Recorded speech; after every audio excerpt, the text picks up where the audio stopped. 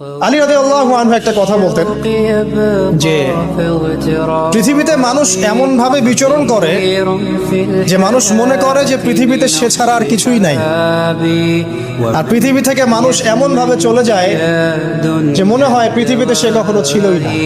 কত গভীর কথা চিন্তা করছেন?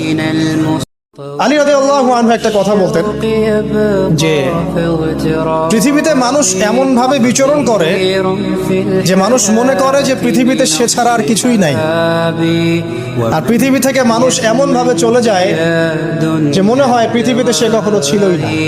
কত গভীর কথা চিন্তা করছেন?